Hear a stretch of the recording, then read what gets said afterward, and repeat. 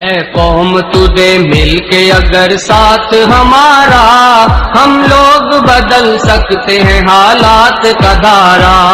اے قوم تجھے مل کے اگر ساتھ ہمارا، ہم لوگ رضيت بالله ربا وبالإسلام دينا وبمحمد نبيا ورسولا صلى الله عليه وآله وسلم.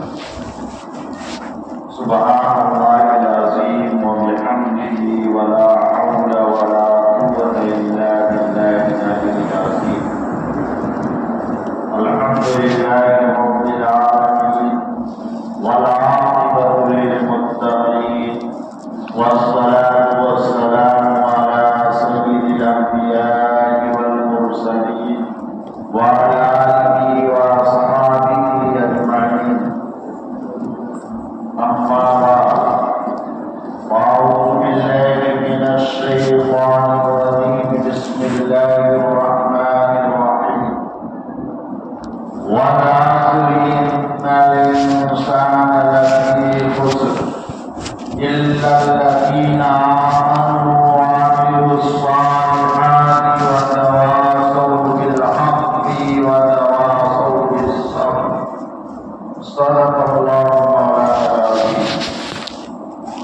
وقال النبي عليه الصلاة والسلام في رواية: الله في أصحابي لا تتخذوهم غرضا من بعدي، ومن أحبهم فبحبي أحبهم، ومن أبغضهم فببغضي أبغضهم، أو كما قال عليه الصلاة والسلام. السلام عليكم ورحمة الله وبركاته.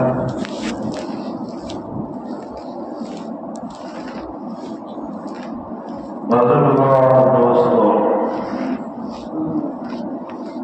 رب کریم نے اس آیت کریمہ میں زمانے کی قسم کھائی. یہ قسم ہے زمانے کی، اور زمانہ کیا ہے جس میں ہم اور آپ موجود ہیں؟ ان الانسان لفی خسر. تمام کے تمام انسان، پوری انسانیت نقصان اور گھاٹے اور خسارے میں، سب تباہ ہے، برباد. الا الذین آمنوا. کون لوگ کامیاب ہیں؟ جو ایمان لائے. اور ایمان بھی کون سا؟ جو صحابہ کا ایمان.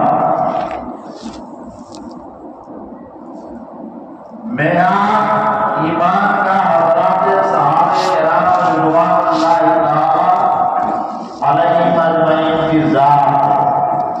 وہ ایمان اللہ کو پسند ہے جو ایمان حضرات صحابہ کرام ایمان لائے. خود قرآن نے کہا ہے: وَإِذَا قِيلَ لَهُمْ آمِنُوا كَمَا آمَنَ النَّاسُ. جب لوگوں سے کہا جاتا ہے کہ تم ایمان لاؤ، ایسا ایمان جیسے صحابہ ایمان لائے. ابو بکر و عمر، عثمان و غنی اور دیگر صحابہ کرام کی جماعت، جیسے وہ حضرات ایمان لائے، وہی ایمان اللہ کو معتبر.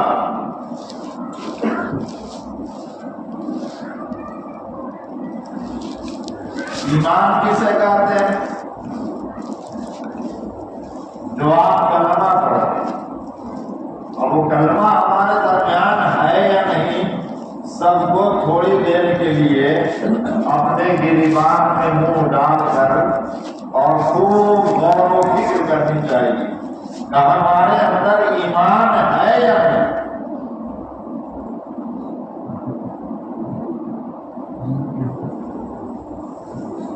پڑھا ہے لا الہ الا اللہ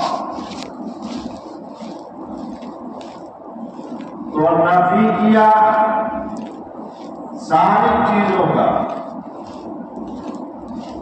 اور اس بات کیا ایک اللہ کی ذات، الا اللہ، صرف ایک اللہ کو مانتے، اور کیسے مانتے ہیں؟ اور ایمان سب سے پہلے کس کے اوپر فرض ہے؟ تو نبی کے ذات پر فرض۔ سب سے پہلا ہر چیز میں ایمان نبی کو لانا، اور نبی جیسا ایمان لایا وہی ایمان امت کو رکھنا، اور وہی عمل امت کو کرنا۔ ہر چیز کے اندر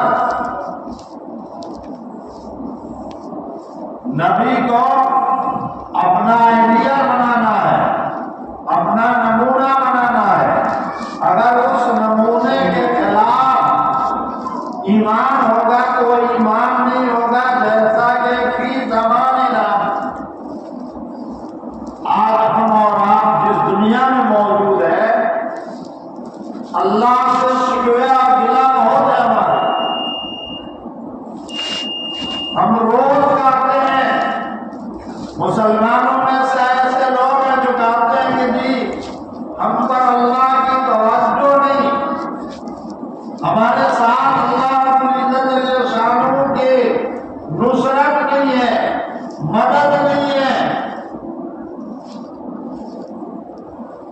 یہ شکایتیں ہماری طرف سے ہوتی ہیں، لیکن کبھی اپنے اعمال کو ہم نے نہیں دیکھا، نہ پڑھا کہ وہ ایمان و اعمال جس کا اللہ ہم سے درخواست کرتا ہے کہ تم ایمان کیسے لاؤ اور تم عمل کیسے کرو، اس کے بارے میں ہم کبھی بھولے سے بھی نہیں سوچتے۔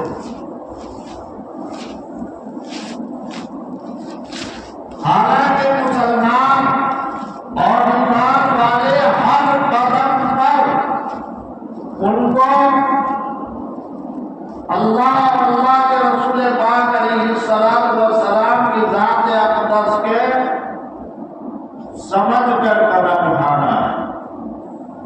وہ کھانے سے لے کر، سونے سے لے کر، کمانے سے لے کر، چلنے سے لے کر، اپنے زیبائش اور اپنے بدن کے حرکات و سکنات میں بھی اللہ اور اللہ کے رسول کا جب اتباع کرنے کا مومن، تو پھر دنیا میں وہ ہر طریقے سے کامیاب ہے۔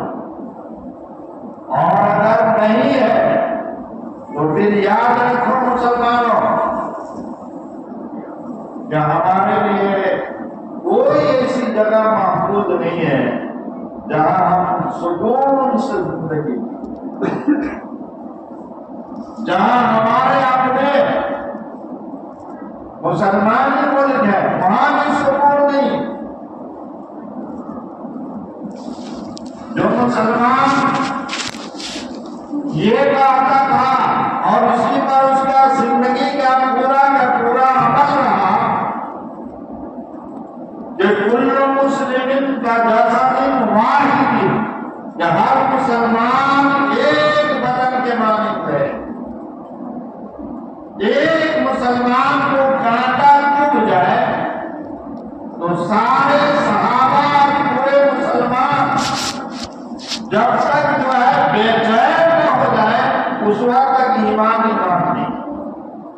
آج دنیا کے مختلف جگہوں میں کہاں کیا ہو رہا ہے مسلمانوں پر ہمیں کوئی فکر نہیں۔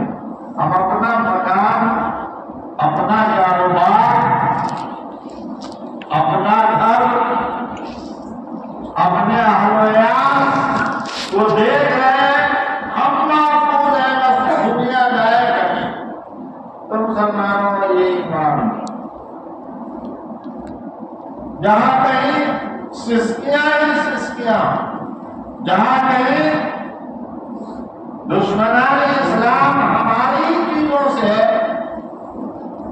ہم پر ہی اٹک کر رہے ہوں اور پھر ہمیں کچھ بھی فرق نہ پڑے تو اپنی تباہی کا انتظار کرنا چاہیے یا ہماری بھی باری آنے والی ہے۔ میرے دوستوں اور بزرگوں، الا الذین آمنوا، ایمان لاؤ، اور ایمان کیسے ہونا چاہیے، ایمان والے کیسے رہے، وہ حضرات صحابہ کرام کو زندگی کو پڑھیے، ہمارے اسلاف نے کھانا بنا کر رکھ دیا ہے لیکن ہمیں کھانے نہیں آتا، راستہ متعین کر دیا ہے لیکن راستہ پر چلنے نہیں آتا۔ دین و شریعت ایک راستہ ہے، اس راستے پر چلے گا مسلمان تو راستہ باقی رہے گا، قائم رہے گا، دائم رہے گا، اور جس راستے پر چلنا چھوڑ دے تو راستہ مردہ ہو جائے گا اور پھر کوئی اسے زندگی نہیں دے سکتا۔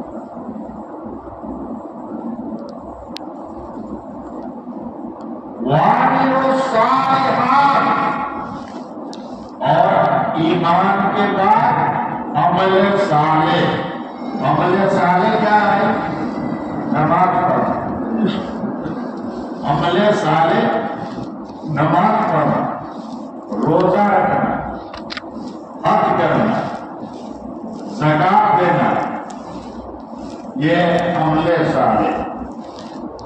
عوام الناس کے بدل ایک صاحب سال گزشتہ حج کو گئے، بڑے اعلیٰ درجے کے ڈاکٹر تھے اور بہت دنیا اللہ نے ان کو دے رکھی تھی، چاہے ویسے بھی دیا ہو، اور بار بار مکہ سے اور مدینہ سے مختلف قسم کے اپنی تصاویر، کبھی کچھ کبھی طواف کرتے ہوئے، کبھی کھانے کعبہ کے خلاف کرتے ہوئے، اور کبھی حضور اکرم صلی اللہ علیہ وسلم کے روضے پر حاضری دیتے ہوئے ہر جگہ کے اپنا فوٹو دیتے۔ میں ایک مرتبہ بول کے بھیج دیا، ہمارے خاندانی آدمی دادا لگتے تھے، ہم نے کہا دادا نہ کرا، بڑا افسوس مجھے ہے کہ آپ اس جگہ جا کر بھی اسلام کو نہیں سمجھ پائے، نہ کر پائے۔ حج پہ گئے لیکن چہرہ ویسی کے ویسے ہے جیسے پہلے تھے آپ، کاش کو توبہ کر لیا ہوتا۔ میں باہر جانے والے مسلمانوں کو کہتا ہوں کہ حیا آنی چاہیے کہ ایسی سرزمین سے جاؤ، اس کا جواب کیا ہے کہ یہاں کے مسلمان بھی تو بلا داڑھی والے ہیں۔ اسی کو حضرت مفتی سعید احمد خان پوری رحمۃ اللہ علیہ استاد محترم نے فرمایا کہ ہمارا مرکزی جگہ جو ہے وہاں اگر گڑبڑی ہوگی تو وہ ساری دنیا میں گڑبڑی پھیلے گی۔ اصل کام گاڑی کو چلانے کے لیے پیٹرول ڈالنا ہے مرکزی جگہ۔ ہم کو ہندوستانی مسلمان گاڑی کو بلا پیٹرول میں دھکا دے رہے ہیں،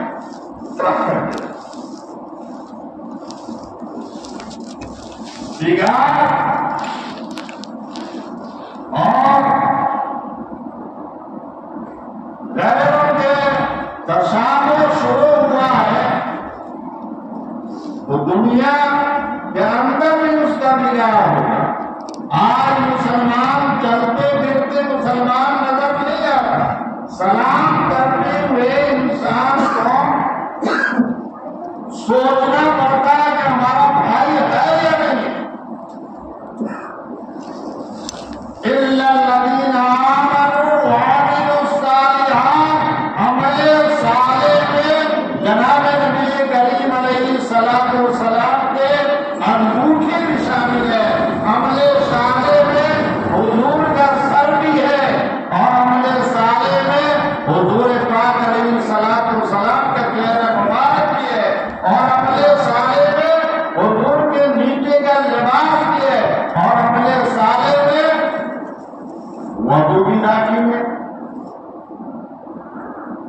عمل صالح میں جمعے کے دن جو ہے سورہ کہف کا پڑھنا بھی شامل ہے۔ عمل صالح کوئی ایک نماز پڑھنے کا نام نہیں ہے، اور وہ بھی نماز ہوگی تو بڑا نماز فائدہ پہنچائے گا۔ نماز پڑھا دی اور جا کر باہر گاڑی کاٹ رہا، نماز پڑھی یہاں پر اور باہر جا کر دوسرے خرافات میں ملوث ہے، تو نماز کا روح بتایا قرآن نے، ان الصلاۃ تنہی عن الفحشاء والمنکر۔ نماز جب تک برائی سے روک نہ دے نماز نہیں ہوتی۔ فرائض والے جمعہ سے ثابت ہو جائے تو کہاں نہیں۔ ہندوستان کے اور دنیا کے اکثر جگہوں میں حضرت سیدنا امام اعظم ابو حنیفہ رحمۃ اللہ علیہ کے تقلید کرنے والے موجود ہیں، لیکن کھڑے ہو جائے نماز میں تو دیکھ لو ہوا نکل جائے کہ امام اعظم ابو حنیفہ، وہ بھی دیکھ کر ماتا ہوگیں گے تو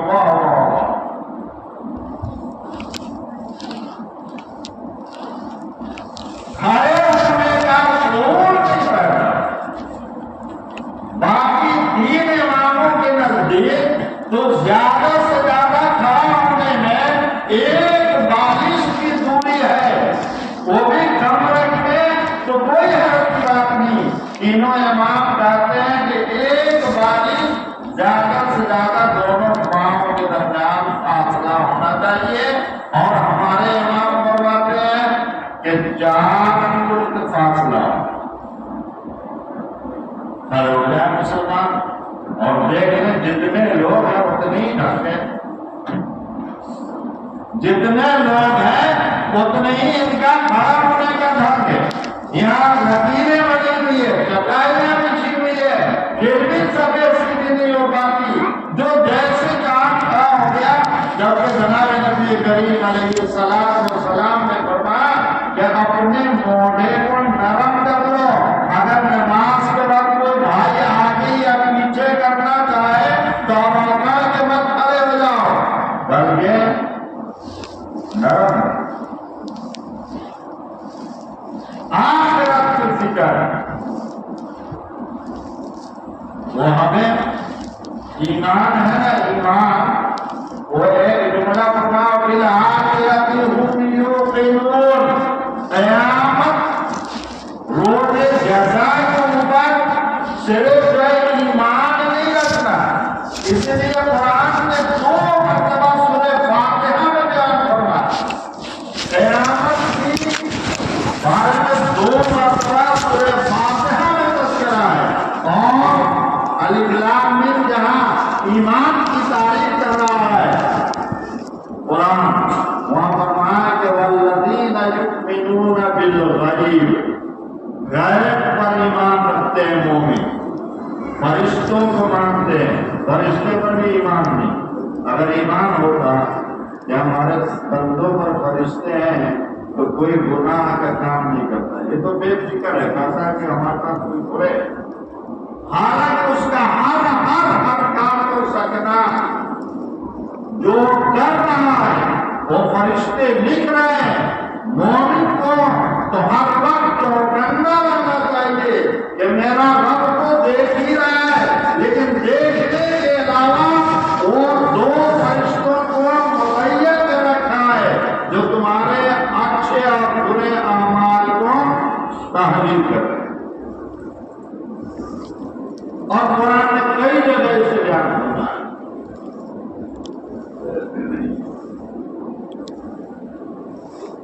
تو آخرت کے بارے میں فرمایا وَبِالْآخِرَةِ هُمْ يُوقِنُونَ، آخرت پر یقین رکھے، ایمان لانا کافی نہیں ہے۔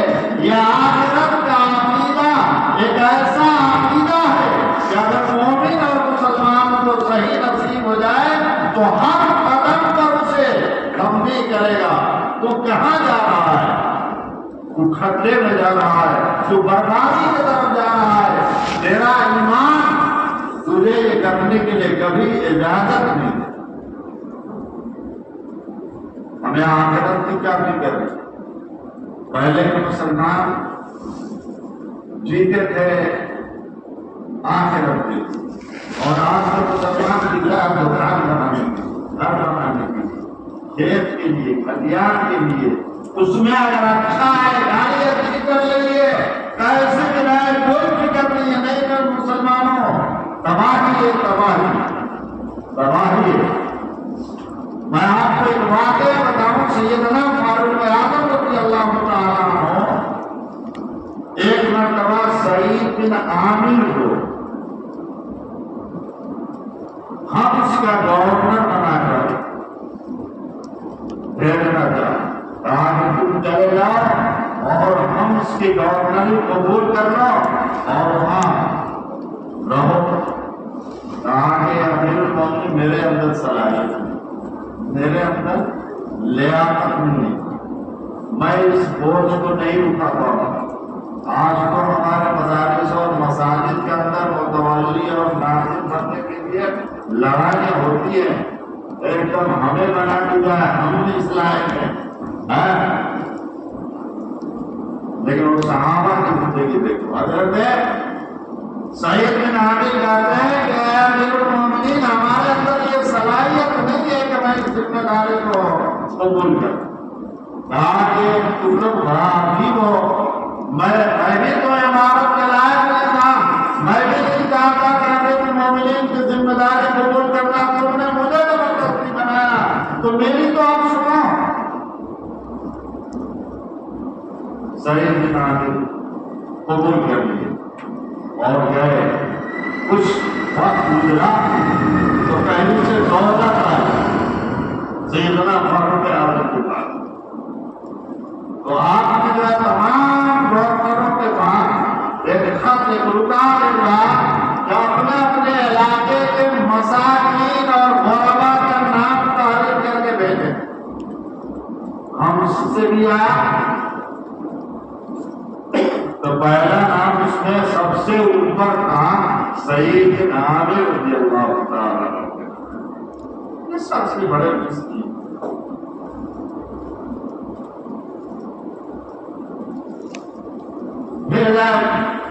ہزار اشرفیاں حضرت سعید بن عامر رضی اللہ تعالیٰ عنہ کے بعد، تو حضرت سعید بن عامر دیکھ کر پہلے تو روتے تھے اور اپنی آنکھیں سکھاتے تھے، کیا اللہ تبارک و تعالیٰ ہم جس چیز سے بھاگ رہے ہیں دوڑ دوڑ کے میرے پاس آتا ہے، جو میرے دنیا اور آخرت کے دونوں کو تباہ کرتا ہے، اور پورے کے پورے اشرفیاں اسی وقت تقسیم کر دیا بلا وہ آخرت کے چاہنے والے۔ کچھ ہی زمانے کے بعد ہم سے جانا ہوا امیر المومنین کا عمر فاروق رضی اللہ تعالیٰ عنہ ہم سے گئے، مسجد میں گئے اور نماز کے بعد لوگوں سے پوچھا کہ بھائی تمہارا گورنر کیسا ہے، تمہارا گورنر کیسا ہے؟ تو لوگوں نے کہا ان سے 4 شکایتیں، آپ کے گورنر سے 4 شکایتیں، بڑا عجیب شکایت، 4 شکایتیں ہیں آپ کے گورنر۔ کہا 4 شکایت؟ کہا ایک تو پہلے جب شروع میں آئے تھے تو کاغذ کو رشوت لکھے، مجنون آدمی کو آپ نے ہمارا گورنر بنا دیا ہے، ایک پاگل کو آپ نے ہمیں ہمارا گورنر بنا کے بھیجا ہے۔ کہا کہ وہ کیسے؟ کہا کہ بیٹھے بیٹھے لاتے ہیں اور اپنے آپ میں رونے لگتے ہیں اور روتے روتے بے ہوش ہو جاتے ہیں، پھر گھنٹوں اسی حالت میں پڑے رہتے ہیں۔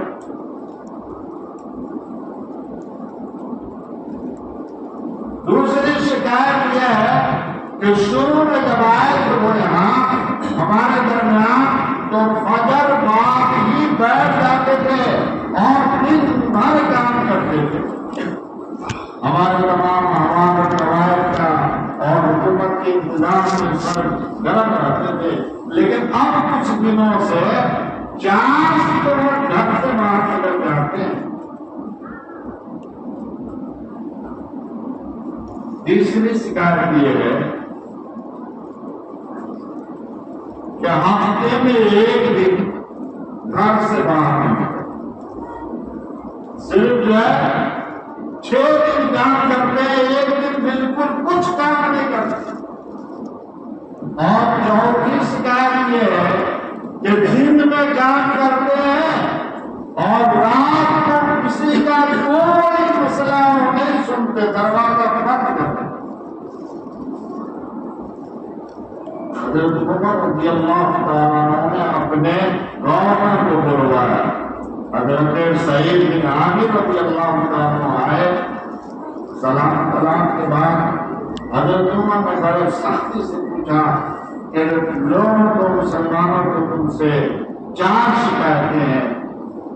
کہا کہ میں نے پہلے دن کہا تھا کہ میں اس وعدے کے لائق نہیں ہوں، میرے اندر یہ قابلیت اور یہ صلاحیت نہیں کہ میں نے پہلے آپ کو بتا دیا تھا، آپ نے یہ تو مجھے دے دیا، اس شکایت کو بول۔ کہا کہ یہ سب کچھ نہیں چلے گا، اب قبول کیا تو جواب دینا پڑے گا۔ جب قبول کر چکے اس عہدے کو تو بات کرسی کا جواب دینا ہوگا تمہیں۔ میرے دوستوں اور بزرگوں، عبرت کے کانوں سے سن لو اور اپنے نبی سے وہ عشق اور محبت پیدا کر لو جو عشق و محبت حضرات صحابہ کرام کو تھا۔ سمجھ جاؤ گے دنیا تمہاری اور ہماری ہو جائے گی، ورنہ کوئی ایسی جگہ نہیں جہاں ہمیں پناہ مل جائے۔ اگر پناہ چاہتے ہو تو اسلام ہی ہے جو تمہیں عزت بھی دے سکتی ہے اور تمہیں چین و سکون بھی دے سکتی ہے۔ کہاں امیر المومنین کیا شکایت ہے؟ کہاں کہ پہلی شکایت یہ ہے کہ تم جو ہے بیٹھے بیٹھے اپنے آپ کا رونے لگتے ہو اور روتے روتے بے ہوش ہو جاتے ہو اور پھر گھنٹوں جو بے ہوشی میں پڑے رہتے ہو، یہ کیا معاملہ ہے؟ کہا کہ امیر المومنین ہم بعد میں مان لائے، آپ رات پہلے ہی مان آنے والے ہیں، اور حالت کفر میں نے بہت سارے ایسے گناہ کیے تو مجھے یاد آتا ہے کہ کاش میں جناب محمد رسول اللہ صلی اللہ علیہ وسلم پر پہلے ہی مان رہا ہوتا تو یہ برے حرکات ہم سے سرزد نہ ہوئے ہوتے۔ اسی وجہ سے مجھے رونا آ جاتا ہوں، مجھے اتنا رونا آتا ہے کہ کب میں بے ہوش ہو گیا مجھے پتا ہی۔ اب سارا مجمع بیٹھ کے رو رہا ہے، حضرت عمر بھی بیٹھ کر رو رہے ہیں اور پورا مسلمان بیٹھا ہوا رو رہا ہے۔ کہ ہمارے زندگی میں بھی تو اسلام کے بعد ایسے ہم سے غلطیاں ہوئی ہے۔ دوسرا سوال، تم گھر سے دیر سے کیوں نکل گیا؟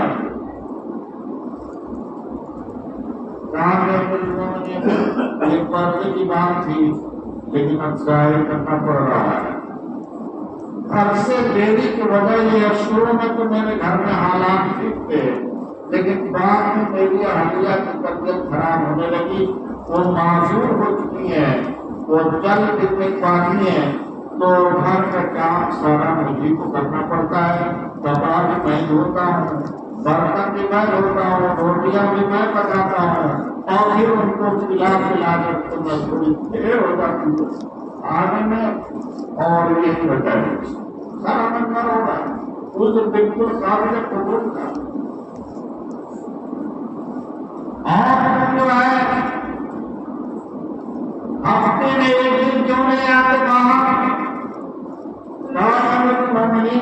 یہ بات اگر نہ پوچھی جائے، اگر مجھے معاف کر کے کچھ بہتر ہوگا، مجھ پر بڑا احسان ہوگا۔ کہا کہ نہیں، بتانی پڑے گی۔ کہا کہ میرے پاس جو جسم پر کپڑا ہے وہی میرے پاس کپڑا ہے، ہفتے میں ایک دن میں کپڑا دھوتا ہوں اور اپنی بیگم کے کپڑا پہن کر میں کل روپے کا رہتا ہوں۔ مسلمانوں کی حالات تو ہمارے ساتھ نہیں ہے، الحمدللہ۔ اس کے باوجود بھی ہم نے دنیا کو زیادہ پکڑا اور اپنے دین کو چھوڑا۔ اپنے شریعت سے سودا کیا. جس چیز کو ہمارے نبی پاک صلی اللہ علیہ وسلم اپنے چہرے پر بسا کے رکھی سجا کر، آج مسلمان نوجوان پورا قبر کے اندر پاؤں لٹک گیا ہے، لیکن آج بھی داڑیاں کٹتی جا رہی ہے، کٹتی جا رہی ہے، کاٹی جا رہی ہے، کوئی روک ٹوک کرنے والا نہیں. میں کہتا ہوں کہ مسلمانوں اجتماعی دعوت کا کام، تبلیغ کا کام یہ فرض کفایہ ہے، اور انفرادی دعوت کا کام یہ فرض عین ہے. ہر مسلمان کو فرض ہے کہ اپنے گھر کے اندر جو بھی شریعت کے خلاف کرے اس کی خبر گیری کرے، اس سے بات فرما لے کے ادا کی جا رہی ہے، اور اپنے گھر کے اندر خود حرام کاری ہو رہی ہے. ہم خود جو ہے حرام کاری میں ملوث ہیں. میرے دوستوں، توبہ کرو، توبہ کرو اور اپنے حالات کو بہتر بناؤ. چوتھی اور آخری بات کہ تم رات کو مغرب کے بعد گھر میں بند ہو جاتے ہو. آخر ایسا کہ رات کو کسی کے معاملہ کیوں نہیں سنتے؟ کہا کہ امیر المومنین میں بوڑھا چکا ہوں، میرے داڑھی کے بال سفید ہو چکے ہیں اور یہ پھل پک کے تیار ہے، پتہ نہیں کب جو ہے ٹپک جائے، اس کے مجھے کوئی خبر نہیں. میں نے دن کو مخلوق کے لیے وقت کر دیا ہے، رات کو اپنے کھانے کے لیے وقت کر دیا. رات بھر میں اللہ سے اپنا معاملہ. میرے دوستوں اور بزرگوں، یہ دنیا جانی اور سب جانتے ہیں، قرآن بھی کہتا ہے اور ہر مسلمان مانگتا ہے، لیکن پھر اس کا قدم کیوں؟ موت. وہ موت جس کے بارے میں اللہ کے نبی نے نماز کے وقت فرمایا کہ محمد دائمی طرف نماز میں سلام پھیر دیتا ہے، تو یہ مجھے امید نہیں آتی ہے کہ بائیں طرف سلام پھیرنے کا موقع ملے گا. وہ امت جو ہے لمبی لمبی اپنی آرزو اور خواہشیں رکھتی ہے. دنیا کے اندر ساری تباہیاں امریکہ، کوئی سوچ نہیں، کوئی فکر نہیں. میرے دوستوں اور بزرگوں، اپنے حالات کو بہتر بنائیے اور ایمان ہدایت کے شعبے کو ٹٹولیے.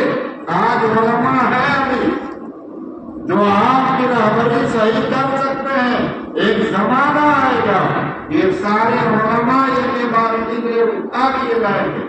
ارے قرآن شریف اٹھ جانے کا مطلب تھوڑی ہے کہ قرآن شریف کے غائب ہو رہے. قرآن موجود رہے گا، جو صحیح علماء ہوں گے وہ اٹھتے چلے جائیں گے اور صحیح بات بتانے والا بھی نہیں رہے.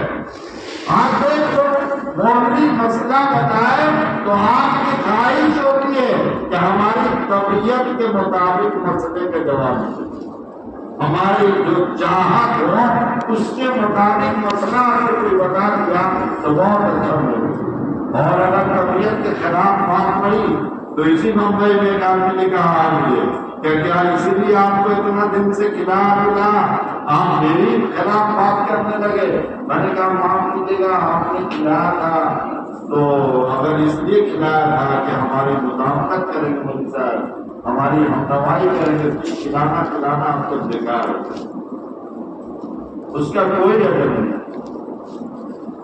میرے دوستوں، بات پکی اور سچی ہو، قرآن سے رشتہ جوڑیے. کوئی مسلمان جو ہے بغیر تلاوت کے چین نہ پائے. اگر نہیں پڑھنا جانتا ہے تو ہمارے مسجدوں میں امام ہیں، ان سے بیٹھ کر سیکھے کہ حضرت مجھے سکھائیے، یہ اللہ کے کلام ہے، اللہ ہم سے کیا معاملہ کرنا چاہتا ہے، ہمیں کیسے زندگی گزارنی ہے. تو قرآن کے معاملوں نے صرف جو ہے قرآن کھانے کے لیے بنا دیا. ابھی کوئی مر جائے، زندگی بھر برائی کیا، مدرسے کے چند بچے کو پکانا، چلو قرآن کھانی کر دو، بخشش ہو جائے گی، بخشا جائے گا. اتنی بےعقلی کی بات، اتنی بے شعوری کی بات. اس کو اپنے اعمال کے جواب کو دینا پڑے گا نا. اور ایک برائی جہنم میں जाने के लिए काफी।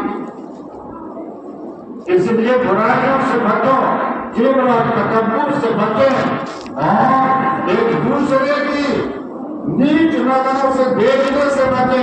पता नहीं वो मुसलमान हमसे अच्छा हो जाए और हमारी हालत खराब हो जाए, लेकिन आज जो है मुसलमानों को दूसरे को बुराई की फिक्र है, अपने अंदर जो बुराइयां हैं उसकी कोई फिक्र नहीं।